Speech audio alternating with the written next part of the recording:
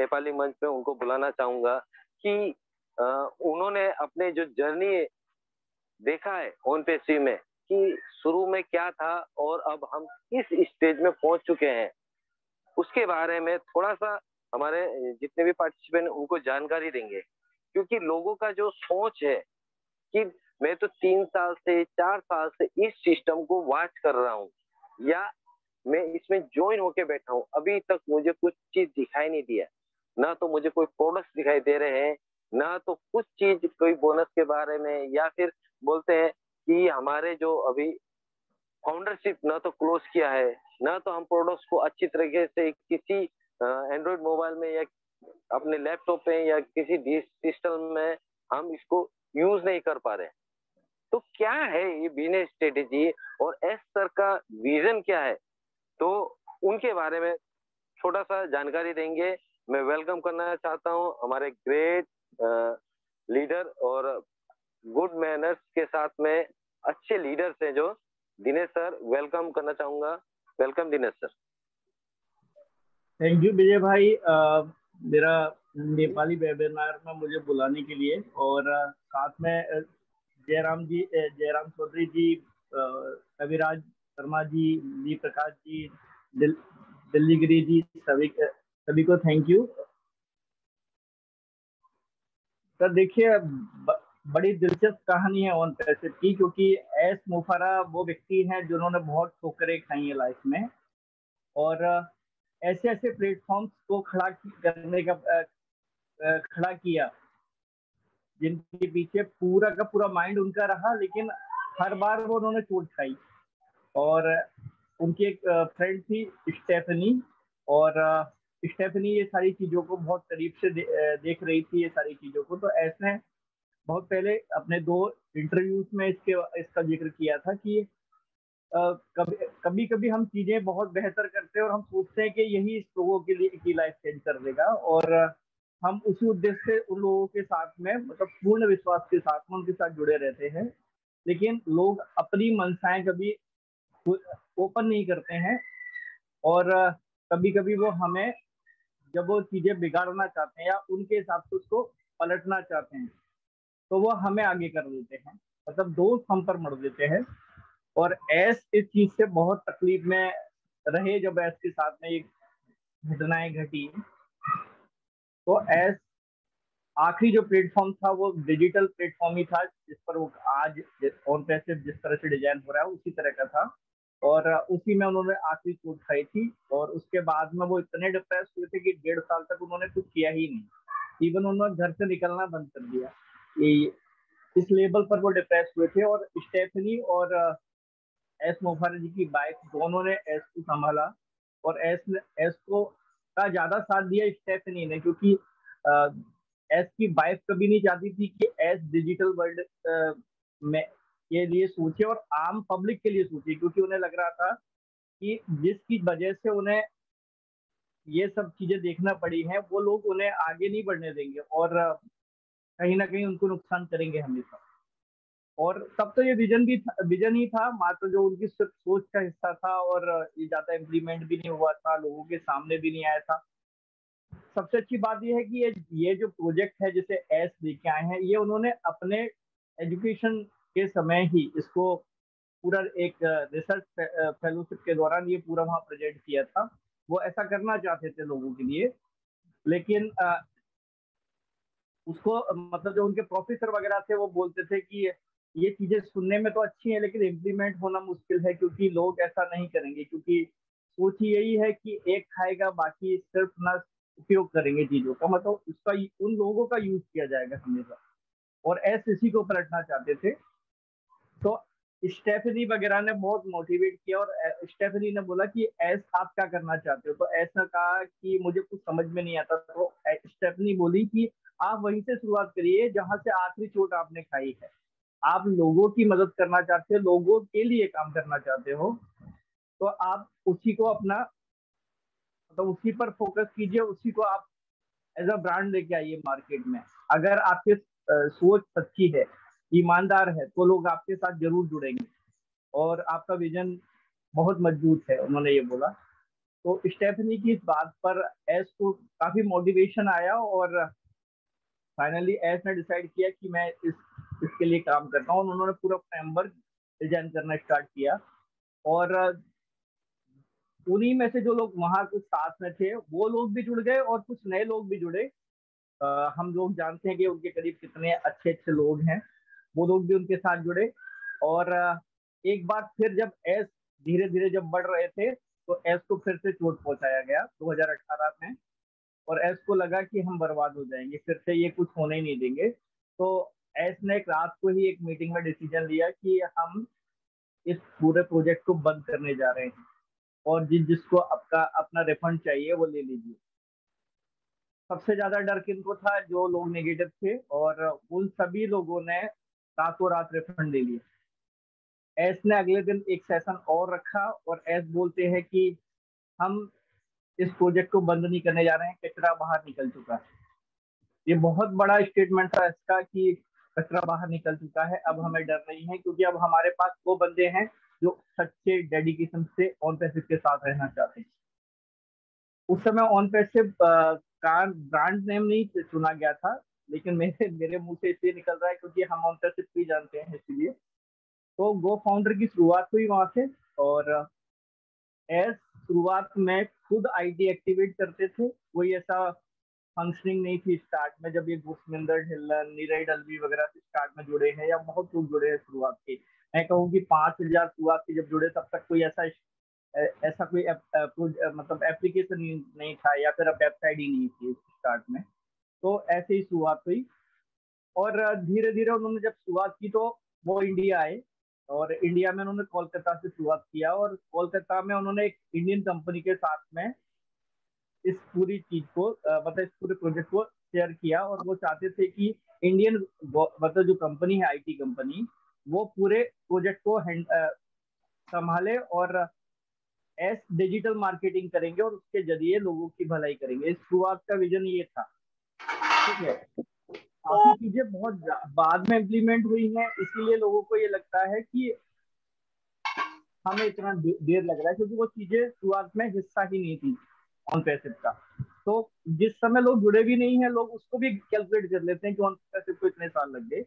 हकीकत में कोलकाता में इतना ज्यादा टेक्नोलॉजी के लिए ज्यादा रास्ते नहीं थे। तो ऐसा लगा कि क्यों ना बेंगलोर शिफ्ट किया जाए, क्योंकि बेंगलोर में ज्यादा बेहतर सुविधाएं हैं अगर हम एज अ आईटी कंपनी अगर डेवलप होना चाहते हैं। क्योंकि वो कंपनी एस के जो विजन था उस पर खरी नहीं उतर रही थी। तो एस ने फाइनली सोचा कि, और लगातार लोगों का सहयोग मिलता जा रहा था, तो एस ने सोचा क्यों ना हम बेंगलोर शिफ्ट हों और बेंगलोर में हम इसको आगे डिजाइन करेंगे। जब वो बेंगलोर पहुंचे तो उसी दौरान मार्केट में थोड़ा सा ज्यादा बूम आया, लगातार लोग जुड़ते चले गए, क्योंकि अ, हम ये कहें कि जस्सी भाई जैसे लोग जुड़ गए जो एमएलएम में। ये बहुत बड़े मतलब ख्याति प्राप्त लोग हैं, इन लोगों ने इसको बहुत जल्दी जल्दी ग्रूम किया मार्केट में।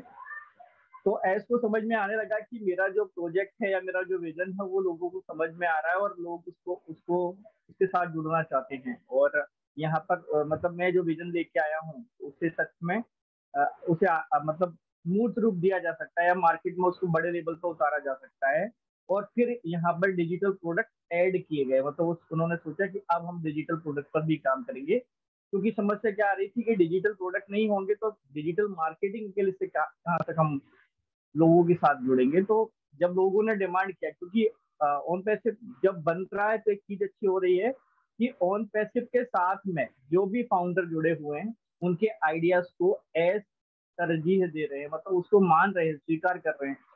क्योंकि एस के माइंड में हमेशा से ये रहा है कि एप्पल ने जब शुरुआत किया या वापस से रीडेवलप जब एप्पल हुआ, तो एप्पल ने कस्टमर को आगे लिया और कस्टमर की मतलब पूरा रिसर्च किया और कस्टमर की डिमांड के अकॉर्डिंग उन्होंने चीजों को डेवलप किया, और इसलिए वो आज इतना सक्सेस है। तो एस ने भी सोचा कि क्यों ना अगर फाउंडर अगर मार्केट से ज्यादा मतलब ये उनके स्टार्ट में ही उनके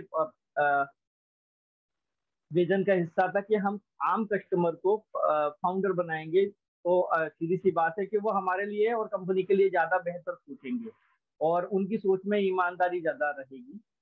तो एस ने इन चीजों को जब इम्प्लीमेंट किया तो आइडियाज लगातार आते गए, और जब जब चीजों में ऐसा लगा कि चीजें पिछड़ रही हैं तो हर बार एस को उन्होंने बोला कि सर हम आपके साथ हैं, आप इसको इम्प्लीमेंट करते जाइए, बढ़ाइए, प्रोजेक्ट कितना भी लंबा जाए चलेगा। ये कुछ लोगों का जो साथ था, इसी की वजह से एस इन पर लगातार काम करते गए। लोगों को जरूर लगता है कि एस ने डिले किया, हाँ डिले तो हुआ है प्रोजेक्ट, अगर उनकी नजर से देखेंगे, और रातों रात ये कभी भी ना बड़ा नहीं हो सकता था, ये भी सबको पता था। जब मैंने शुरुआत की 2018 में, लास्ट में सितंबर अक्टूबर के टाइम पे, तो मेरे लिए भी ये नया था और मैंने भी इसको इग्नोर ही किया था, जैसा मैंने आपको पिछली एक दो मुलाकातों में मैंने बोला है। तो ऐसा सभी के साथ हो रहा था कि हर कोई इसको हल्के में ले रहा था, इवन हम लोगों ने भी लिया, क्योंकि मेरे तो जो फ्रेंड्स थे वो खुद आईटी पर्सन थे, और फिर भी मैं हल्के में ले रहा था। तो फिर इसकी स्केचिंग स्टार्ट हुआ बेंगलोर से, और बेंगलोर में एक प्रॉब्लम था बहुत बड़ा कि एक ऐसी जगह पर हमारा ऑफिस था जहां पर और कई कंपनीज भी साथ में काम कर रही थी। तो जब एस ने 2020 में ये जाके बोला कि हम लॉन्च करने वाले हैं, क्योंकि 2019 तो पूरा स्केचिंग में ही चला गया था पूरी चीजों के बारे में, तब प्रोडक्ट के नाम जरूर आए थे, लेकिन जब ब्रांड नेम जब ओ से स्टार्ट हुए सारे, तो नाम बदल गए चीजों के। तो फर्क नहीं पड़ता कि नाम बदले, लेकिन अच्छा है कि वो नाम सबको पसंद है, और ऑन पैसिव आने से पहले ब्रांड वैल्यू क्रिएट कर चुका है। तो जब ये 2020 में जब लॉन्च की बात आई, तो फिर सबको याद है कि रॉजर पे हमारी ट्रांजेक्शन के लिए काम करने वाला, क्योंकि सैलरी सारी रॉजर पे के थ्रू ही जा रही थी। और रॉजर पे ने 86 कंट्री के लिए बोला कि हम लोग इसको 10 से 12 दिन के अंदर हम इसे कंप्लीट कर लेंगे, और उसके बाद में ऑन पैसे मतलब हम सारी कंट्री के लिए अप्रूवल ले लेंगे। पर करीब करीब एक से डेढ़ महीना निकल गया, और एस लगातार उनसे पूछते गए, और उसके बाद उन्होंने ये बोला कि हम 86 से ज्यादा कंट्रियों की में पे आउट दे ही नहीं सकते। तो एस को काफी बुरा लगा कि 2 महीने बिगड़ गए, हम लोगों को क्या जवाब देंगे। तो लोगों फिर हमारे फाउंडर भाइयों ने साथ दिया, और उन्होंने बोला कि कोई बात नहीं, सर क्यों ना हम किसी और पर डिपेंड क्यों रहे, हम खुद का वॉलेट क्यों नहीं तैयार करते। तो ऐसा का वॉलेट तो तैयार हो जाएगा, लेकिन वक्त लगेगा, अप्रूवल लगेंगे, और उसमें उसमें भी डिले होगा। तो लोगों को लगा कि चलिए इसको भी करते हैं, कोई टेंशन नहीं है, क्योंकि अगर विजन अगर बन रहा है, और तब ये उम्मीद नहीं थी कि एस इस प्रोजेक्ट को इस लेवल पे ले जाएंगे, जिन आयामों पर हम आज बढ़ रहे हैं उनकी उम्मीद तो कभी भी नहीं थी। बहुत ईमानदारी से कह रहा हूँ, मुझे भी नहीं उम्मीद थी कि इतना बड़ा प्रोजेक्ट हो जाएगा, और शायद मुझे लगता है किसी भी फाउंडर को उम्मीद नहीं थी। और वॉलेट वगैरह तैयार होने लगे, और जब जब हम हैदराबाद शिफ्ट हुए पहली बार, जब वहां पर लीज पर वो बिल्डिंग लिया गया 10 सालों के लिए, तो किसी ने भी नहीं सोचा होगा कि ऑन पैसिव इतने लंबे समय के लिए ले रहा है, और कुछ प्रोडक्ट वगैरह तैयार नहीं हुए हैं।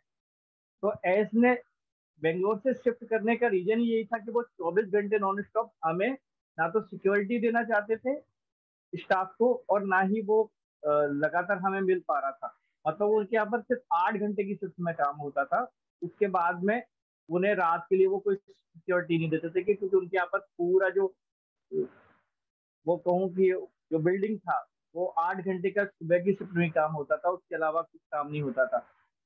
7-8 बजे तक वो रैप अप करके जाना पड़ता था सबको। तो इसलिए वो मजबूरी में हमें वहां शिफ्ट करना पड़ा, और मजबूरी नहीं कहेंगे, ये कहेंगे ऑन पैसिव के लिए सबसे बड़ा पार्ट रहा जहां पर हमने हैदराबाद शिफ्ट किया। और जब हैदराबाद शिफ्ट हुआ, उसके बाद लगातार रिक्रूटमेंट बढ़े, क्योंकि यहाँ से भी धीरे धीरे करके स्टाफ को ट्रांसफर किया गया। और ये यहाँ इस लेवल पे भी चीजें हुई कि इस दौरान एक चीज बहुत अच्छी हुई कि हम जूम पर आ चुके थे, और लोग इस पर हंसते हैं, हम लोगों से एक सवाल करते हैं कि जब हम खुद का डिजिटल प्लेटफॉर्म वीडियो कॉन्फ्रेंसिंग वगैरह वो कनेक्ट की बात करते हैं, तो जूम को क्यों यूज करते हैं। तो सब सीधी सी बात है कि अगर खेत में आपका खेत है और आप उसमें अन्न उगाना चाहते हो, तो सर पहले जब तक अन्न नहीं उगेगा आपके खुद के खेत में, तब तक दूसरे से खरीद के खाओगे ही खाओगे ना। तो हम कोई नई चीज थोड़ी कर रहे थे जो मार्केट में अवेलेबल जो चीजें हैं उसका ही तो उपयोग कर रहे हैं, सभी करते हैं। तो जूम का उपयोग जैसे जैसे बढ़ा, यहाँ पर जब मीटिंग्स काफी बड़े लेवल पर बढ़ती गई, सिर्फ जब हम ज्यादा से ज्यादा टीम चैंपियन को ही देख रहे तो उन्होंने बहुत बेहतर काम किया। ये कहूँ कि अगर ऑन पैसिव को इंडिया और में अगर बड़े लेवल पर बढ़ाया है तो वो टीम चैंपियन का बहुत बड़ा हाथ है। और उसके बाद में आप सभी लोगों के जो प्रयास हैं, हर हर कंट्री में धीरे धीरे करके ये बढ़ता गया, और आज आप सभी के सहयोग से नेपाल में इतना बेहतर रेगुलर सेशंस हो रहे हैं। तो जहाँ पर ये हैदराबाद में शिफ्ट हुआ, वहीं पर प्रोडक्ट को जो स्केचिंग हुआ था वहां से यहाँ पर डेवलप होना स्टार्ट हुए, और डेवलप होते होते लगभग 2020 में जब एस ने बोला कि मार्च अप्रैल तक ही कंप्लीट हो जाएंगे, और यहाँ से हम प्रोडक्ट को, उन्होंने बोला कि लॉन्चिंग चालू करते हैं प्रोडक्ट का। और प्रोडक्ट 2-3 प्रोडक्ट आए, ओकेडमी आया, 1-2 प्रोडक्ट और आए स्टार्ट में, और ट्रिम वगैरह। और उसके बाद में ये रुक गई। लोगों ने सोचा कि यार ये क्या हुआ वापस से। हकीकत में हुआ क्या कि कंपनी में कुछ ऐसे बंदे थे, ऐसे, और पुष्पेंद्र ढिल्लन ने भी इस चीजों को शेयर किया है काफी बार। उन लोगों ने सीधी पार्टनरशिप की डिमांड कर दी कंपनी कि अगर आपको प्रोडक्ट चाहिए तो पार्टनरशिप दीजिए 50% की। ऐसे इसके लिए रेडी नहीं थे, और ऐसे सीधे सीधे बोल दिया कि पार्टनरशिप किसी भी लेवल पर नहीं दी जाएगी, क्योंकि पार्टनरशिप तो फाउंडर्स को मिलना है, आपको क्यों दिया जाए, क्योंकि आपको एक रेवेन मतलब रॉयल्टी वगैरह जैसा तो उन्होंने पहले से उनके माइंड में था कि वो एम्प्लॉय को देंगे, लेकिन इस तरह की बात कभी नहीं कही थी उन्होंने। तो जब ये जैसे ही ये हुआ तो आपको मालूम है कि प्रोजेक्ट मतलब डिले हो गया। और हकीकत में जब एस ने, इसका एक और हिस्सा था कि जब एस ने अचानक से डेट अनाउंस किया था, आप सभी को पता होगा, जब डेट अनाउंस हुई सबसे बुरी बात ये थी कि वो प्रोडक्ट उतने रेडी ही नहीं थे। शायद मैं ये कहूँ कि हमारा इंडिया का वर्किंग कल्चर ऐसा है कि हम लोग दिखाते ज्यादा हैं, मतलब बोलते ज्यादा हैं, करते कम है। मतलब मैं इस चीज को स्वीकारता हूँ अपने लेवल पर, क्योंकि मैंने कार्पोरेट मतलब सेक्टर्स में ये चीजों को देखा है कि लोग काम कम करते हैं और दिखाते ज्यादा हैं। तो जब ये हुआ तो हम लोग उतने तैयार नहीं थे उस लेवल पे, और उसके रिजल्ट इसीलिए हम थोड़े से डिले हैं, मैं इसको स्वीकार लेता हूँ। क्योंकि और एस भी बोलते हैं कि हाँ चीजें थोड़ी सी लेट हुई हैं, और लेट उस लेवल पे नहीं हुई जिस लेवल पे होनी थी, क्योंकि साथ में चीजें और भी हो रही थी जिनको दिखाया नहीं गया, क्योंकि प्रोजेक्ट लगातार अलग अलग लेवल पर डिजाइन बढ़ता जा रहा था, चीजें जुड़ती जा रही थी, कंपनी के साथ में कोलैबोरेशन होते जा रहे थे जो नहीं दिखे थे किसी को। रोन जैसा यूके ब्रांड, आईटी का बड़ा ब्रांड है, और हार्डवेयर प्रोडक्ट वगैरह तैयार करता है। 2020-21 में एस ने बोल दिया कि उसके साथ में टाई अप हो चुका है। 2-3 और कंपनियों के नाम दिए थे, वो मुझे अभी याद नहीं है, कभी अगर कहेंगे तो मैं अपनी डायरीज में से निकाल कर और आपको बताऊंगा कि वो कौन कौन से प्रोडक्ट कंपनी थी जिनके साथ में टाई अप हुए। और ये शायद ये शुरुआत थी फिजिकल प्रोडक्ट की, जहाँ पर एस ने, आज जो हम सुन रहे हैं कि 100 से ज्यादा फिजिकल प्रोडक्ट आएंगे, तो कभी इन चीजों की कल्पना भी नहीं की थी कि ऑन पैसिव डिजिटल के अलावा फिजिकल पे भी काम करेगा। ये हमारे लिए एक एक्स्ट्रा माइलस्टोन था कि हम इतने बेहतर और बड़े होते जा रहे हैं लगातार, और वो फिजिकल प्रोडक्ट हमारे साथ भी साथ में आने वाले हैं। और अभी तो हमने जब लास्ट सेशन में सुना तो और ज्यादा खुशी हुई कि हम लैपटॉप और वायरलेस लैपटॉप और wireless television, even powerless system को लाने वाले हैं। मतलब ये बहुत बड़ी बात है। और भी बहुत सारी चीजें जो आने वाली हैं वो धीरे धीरे पता पड़ेगी, तो सच में शायद हमें लगेगा कि हम कुछ यूनिक कर रहे हैं। तो ये डिजिटल प्रोडक्ट धीरे धीरे जब बने, और आपने देखा कि चीजें किस लेवल पर आई, मतलब ऐसा नहीं था कि चीजें नहीं बनी थी। क्योंकि ना जैसे ओ अकेडमी जैसा प्रोडक्ट है, उसका एक फेज तैयार हुआ था, 2 फेज बाद में तैयार हुए हैं। तो अगर इस चीज को अगर आप सोचोगे तो आपको समझ में आएगा कि ऑन पैसिव को इतना समय लगना ही था। क्योंकि मुझे ये अंदाजा था कि 2-3 साल तो कम से कम लगेगा लगेगा। और क्यों ना लगता, जब मार्केट में आप देखिए ना, अगर इतना बड़ा, अगर कोई अगर वेबसाइट इस लेवल पर तैयार करते हो, जब आप ग्लोबली उसको चलाना चाहते हो, ऐसा नहीं है कि आप एक एनजीओ की वेबसाइट बना रहे हो और एक शहर तक सीमित हो, एक डिस्ट्रिक्ट तक सीमित हो, और आपके पास बहुत कम ट्रैफिक पर आप काम करने वाले हो। तो इतने बड़े लेवल पर इतने सारे प्रोडक्ट रेंज के साथ अगर आओगे ना, तो आपको सोचना पड़ेगा कि वो किस लेवल पर बनता है, क्योंकि एक ब्रांड को एक प्रोडक्ट को बनने में करीब 3-3, 4-4 साल लग जाते हैं। मेरे पास ऐसे बहुत सारे एक्सपीरियंस हैं जो मेरे दोस्त वगैरह मेरे साथ शेयर करते हैं या कलीग शेयर करते हैं। और जब ये चीजें हुई उसके बाद आपने देखा, और मार्केटिंग, जहां तक बात है कि मार्केटिंग कैंपेन का, जैसे आज प्रोडक्ट रेडी है, ये कई बार कह चुके हैं, अब बात आती है, लोग ये बोलते हैं कि बोनस नहीं आ रहा है। मार्केटिंग कैंपेन अगर स्टार्ट किया गया तो दुबई से स्टार्ट किया, तो सोचिए कि दुबई से ही क्यों स्टार्ट किया। इसका कारण है, दुबई इस समय टूरिस्ट हब है और दुनिया की कम से कम 1 मिलियन आबादी पर डे दुबई विजिट करता है। अब दुबई में मिडिल क्लास फैमिली बहुत कम जाते हैं, मतलब हर किसी पर इतना पैसा नहीं है कि वो विजिट पर इतना खर्च कर ले, क्योंकि वहां पर चीजें काफी महंगी हैं। इवन अगर मैं भारत की बात करूं तो भारत से कम 27 गुना महंगा है। तो अगर अगर इस यहाँ से अगर लोग जाते हैं, और तो सीधी सी बात है कि लोग कौन जा रहे होंगे वहां पर, या तो वो बड़े कारपोरेट हाउसेस से होंगे जिनकी इंडस्ट्रीज होंगी, या वो ऑफिसर्स होंगे बड़े बड़े, राजनेता होंगे, मतलब जो भी होगा, हाँ, उनका इन सोर्स ऑफ अर्निंग बहुत बड़ा होगा, वही लोग वहां पर जा रहे हैं। वो और फिर भी वो संख्या में करीब करीब 1 मिलियन है, तो ये बड़ी बात है। तो उन्होंने उसको विजन किया कि अगर मैं यहाँ से अगर शुरुआत करूंगा तो हम वर्ल्ड वाइड एक साथ हम ऑन पैसे की जो ब्रांड वैल्यू है उसको क्रिएट कर पाएंगे। हालांकि एक हिस्सा वो भी है जहाँ से ब्रांड वैल्यू डिजिटली हम लोगों ने बुर्ज खलीफा से, ये चीज तो बहुत बड़ी हुई कि बुर्ज खलीफा में ऑफिस हुआ, 2 फ्लोर हमने परचेज किए। 1.5 साल पहले से चल रहा था। काफी बड़े लीडर्स को शायद ये पता था, जैसे कि गुरविंदर ढिल्लन ने बताया कि उनको भी ऑफर दिया था सीओओ का पोस्ट, लेकिन किन्हीं कारणों से उन्होंने मना कर दिया। और मुझे लगता है कि मोहम्मद कलाम से बेहतर कोई व्यक्ति हो नहीं सकता था, क्योंकि लोग लोकल हैं और चीजों के साथ ज्यादा बेहतर जुड़ाव में कर सकते थे। और साथ में ये भी था कि क्योंकि वो 13 साल से वहीं पर थे और न्यूक्लियर साइंटिस्ट हैं, तो सोचिए कि इतने बड़े अगर डेजिग्नेशन पर कोई अगर उसी कंट्री में रह रहा है तो हर किसी से उसकी जान पहचान है, तो वो ज्यादा बेहतर कर सकते थे, बजाय एक और कहीं से कोई पर्सन आता और वो चीजों को संभालता। तो शायद मुझे लगता है कि वो इस लेवल पर हो ही नहीं पाता।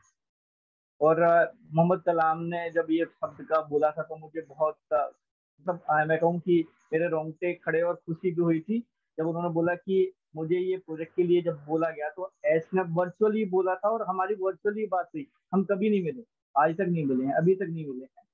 और उन्होंने बोला कि जब मेरे अकाउंट में पहली बार ये बिल्डिंग के जो 2 फ्लोर के लिए पैसा आया था, तो मैंने इतना पैसा कभी लाइफ में नहीं देखा।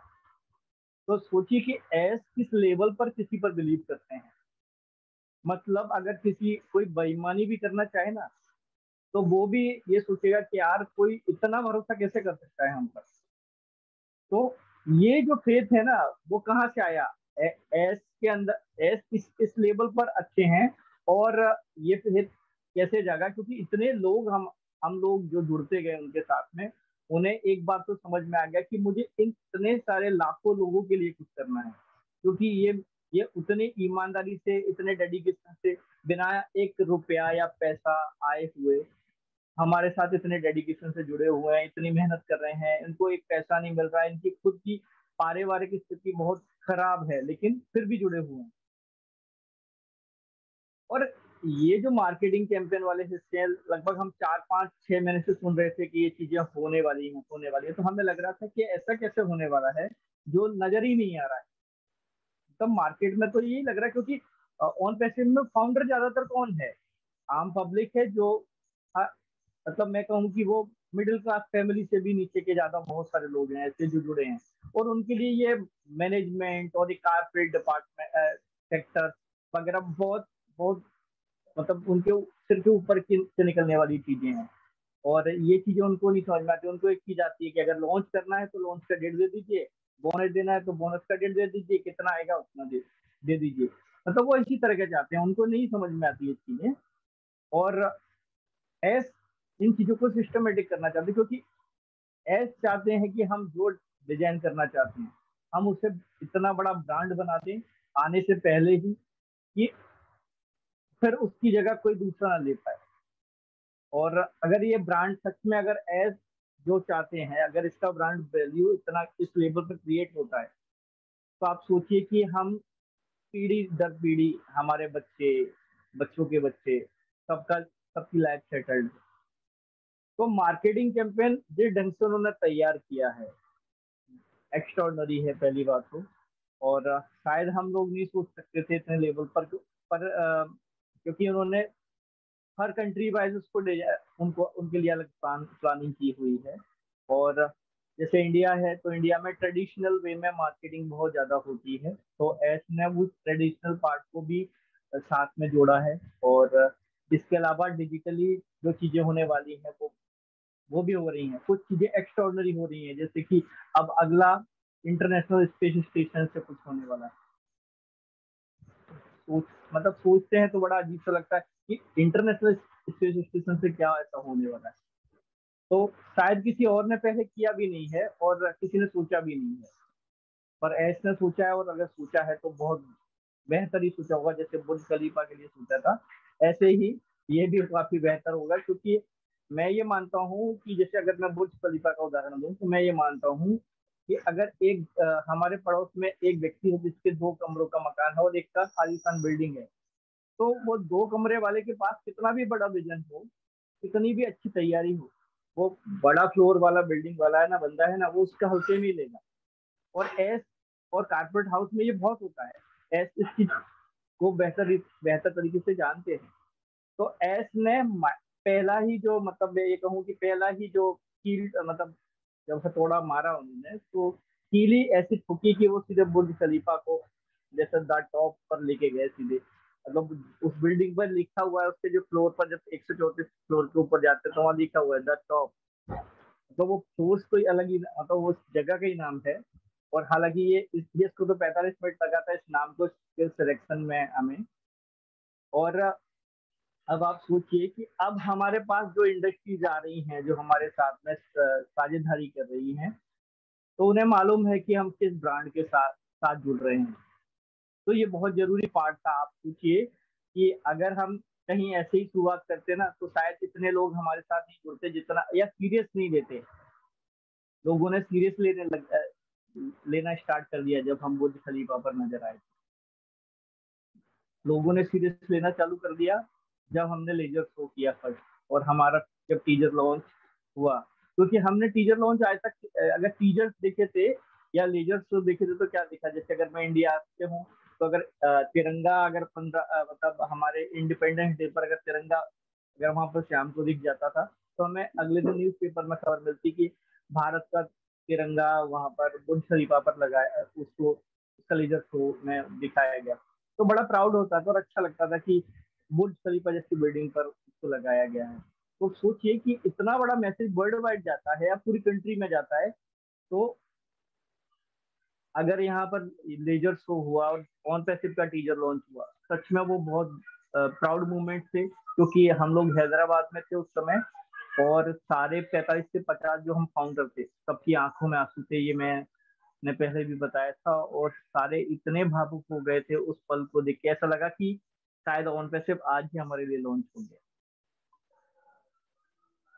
तो ये इस लेवल पर एस जब तैयारी कर रहे हैं, चीजों को डिजाइन कर रहे हैं, तो सोचिए किसके लिए हो रहा है, ये पैसा इतना खर्च हो रहा है। अगर अच्छा लोग ये कहते हैं कि ऑन पैसे तो जब एस ने जैसे परसों जब ये बोला रात को कि ऑन पैसे तैयार नहीं है लॉन्च के लिए, लोगों में काफी घबराहट आ गई। पर आप सोचिए जब एस ने ये बोला तो क्यों बोला, क्योंकि यूट्यूब पर इस तरह के वीडियो डले होते हैं, वो हर इवेंट पर बोल देते हैं ऑन पैसे लॉन्च हो रहा है, इस तारीख को लॉन्च हो रहा है, 30 को हो रहा है, 15 को हो रहा है। अभी अगला डेट आ गया है तो हो सकता है वो उसको उस पर भी बोल दें कि लॉन्च हो रहा है। और गुरविंदर ठिल्लन ने तो बहुत लोगों की भी टांग खींची है इस बार जब उन्होंने टीम चैंपियन के सेशन में आए। तो क्योंकि बहुत सारे यूट्यूबर ऐसे हैं जो बड़े अलग अलग लेवल पर बातें कर रहे हैं। और एस ने भी इन चीजों पर बोला है कि ये चीजें ज्यादा बर्दाश्त नहीं की जाएंगी, और कई बार से वो लगातार कह रहे हैं। क्योंकि आप सोचिए कि आप किसी ऐसे पर्सन को क्यों पार्ट बनाएंगे जो आपको गालियां दे रहा हो? शायद मैं तो कभी बर्दाश्त नहीं कर पाऊंगा। और ऐस भी वही कर रहे हैं, मतलब एक इंसान के नाते जो हर किसी की फीलिंग आती है कि मेरे बिजनेस को जो बर्बाद करने के लिए खुदा हुआ है, मैं उसको अपने साथ कैसे रख सकता हूँ। तो वही बात हो है। अब बात आती है कि मार्केटिंग कैंपेन कब तक चलेगा और कब लॉन्च होगा। तो ये बहुत बड़ा सवाल है, लेकिन आप सोचिए कि मार्केटिंग कैंपेन अगर आज इनिशियल मार्केटिंग कैंपेन 30 तारीख से चालू हुआ, तो एस के दिमाग में नहीं होगा क्या कि इसको 6 महीने या 10 महीने बाद लॉन्च करेंगे? कभी नहीं करेंगे इतना लंबा, क्योंकि अगर इतना लंबा अगर लॉन्च करेंगे तो सीधी सी बात है कि मार्केट में जो इतना एफर्ट दिया वो सारा बर्बाद हो जाएगा। तो आप अपने लेवल पे भी इसको चीज को सोच सकते हो कि ये इतना लंबा नहीं जाने वाला, ये बहुत करीब है ये चीजें। कितना करीब इसको एस बोलेंगे, और वो वही इसके हकदार हैं बोलने के। लेकिन मुझे ये ज्यादा लंबा नहीं दिखता है। और जो मार्केटिंग स्ट्रेटजी एस यूज कर रहे हैं वो अल्टीमेट है। और हम सभी की सक्सेस स्टोरी लिखी जानी है। और एस इस बात को बहुत पहले ही कह चुके हैं कि जब आपके डोमेन प्रमोट होंगे तो आपको किस लेवल पर टीम्स मिलने वाली है, या यूजर या कस्टमर या टारगेटेड ट्रैफिक, कुछ भी के नाम दे दीजिए उसको। वो सारी चीजें अचीवमेंट्स ही हैं हमारे लिए। और मैं विश्वास दिलाता हूँ कि ऑन पैसिव को दुनिया ना पढ़ने वाली है, स्टडी करने वाली है इसकी सफलताओं को। ये इतना बड़ा प्रोजेक्ट होने वाला है कि आगे के आगे के समय में, यानी कि इतनी इतनी बड़ी बड़ी यूनिवर्सिटी इस वक्त पूरे पर रिसर्च कर रहे होंगे, जो मैनेजमेंट होगा या कारपेट हाउस होंगे उन पर रिसर्च चल रहा होगा उनके पास। इवन ये ये ये जो फाउंडर है ना, इनके बारे में पता किया जाएगा कि ये किस लेवल पर इतने मोटिवेटेड थे कि ये इतने डेडिकेशन से लगे रहे। शायद सबकी अलग अलग स्टोरी होंगी, लेकिन आप सोचिए कि एक एक ऐसा ब्रांड जिसका नाम भी नहीं क्रिएट हुआ था स्टार्ट में, और उस चीज के साथ लोग जुड़ गए और इस लेवल पे जुड़ गए कि अपने जॉब तक छूट गए, क्योंकि कोविड ने लोगों को बहुत फाइनेंशियली कमजोर किया। लेकिन लोगों ने वो वक्त पूरा ऑन पैसिव के साथ दे दिया। इवन आज बहुत सारे लोग हैं जो लोन पर अपनी गुजर बसर कर रहे हैं, लेकिन ऑन पैसिव को 24 आवर नॉन स्टॉप एफर्ट दे रहे हैं। तो ऐसा किसी कंपनी के साथ भी नहीं हुआ। इवन हम सैलरी पाते हैं किसी कंपनी से, उसके लिए भी इतने ईमानदार नहीं होते हैं। वहां पर भी हम सोचते हैं कि यार कम से कम काम करना पड़े, लेकिन इतने डेडिकेशन से काम फ्री पॉकेट में, मतलब जो जहां से एक पैसा नहीं आ रहा वहां पर इतने डेडिकेशन से लगे हुए हैं। तो ये सच में एक अनोखी चीज हुई है। और इसीलिए एस कहते हैं कि जिस जिस लेवल पर इसे एक फैमिली की तरह हम देख रहे हैं, और जिस डेडिकेशन से सब लोग लगे हुए हैं, इसी ने इस विजन को इतना बड़ा किया। और मैं यही कहूंगा कि सबके वॉलेट ग्रीन होने वाले हैं, जैसा एस सर ने कहा है, यानी कि हर जीरो वाला भी हीरो है, और जिसका टीम है वो तो सुपरस्टार है। Thank you.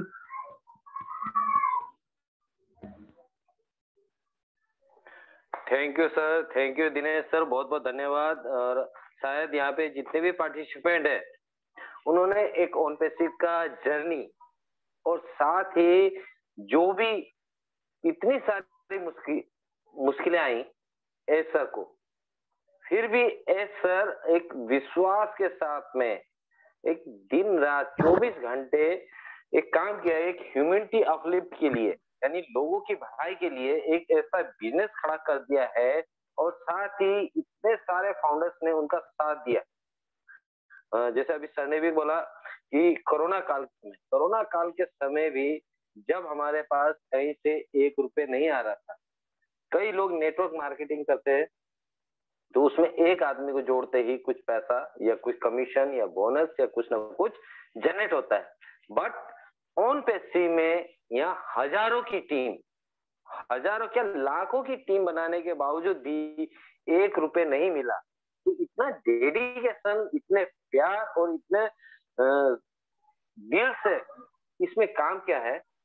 तो वाकई सारे फाउंडर्स को भी अपने पे गर्व होना चाहिए। और साथ ही सबसे बड़ा गर्व शायद एस सर को भी महसूस हो रहा होगा कि हमारे जितने भी फाउंडर्स यहाँ पे प्राउड फाउंडर ज्वाइन हुए हैं, उन्होंने अपने इस ओन पैसिव और अपना इस मिशन को, उनके जो विजन हैं, उसके लिए बहुत साथ दिया बिना 1 रुपए मिले हुए। तो एस सर को भी कितनी सारी कठिनाई आई, वो भी आपने यहाँ पे बताया, और कहाँ से हमारा स्टार्टिंग हुआ, किस किस बुरे दौर से भी गुजरे।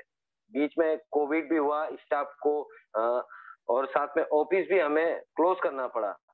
बीच में कई मिससेंडिंग, और जैसे कहा गया कि प्रोडक्ट तो हमारे बने नहीं थे, लेकिन क्या हुआ, हवा हवाई में बोल देते कि अरे जैसे इंडिया में होता है कि अरे हो जाएगा 1 महीने में, मैं दे दूंगा बना के, लेकिन मेरा तैयार नहीं है सामान। तो एस सर ने ऐसे जो एचआर टीम थे उनको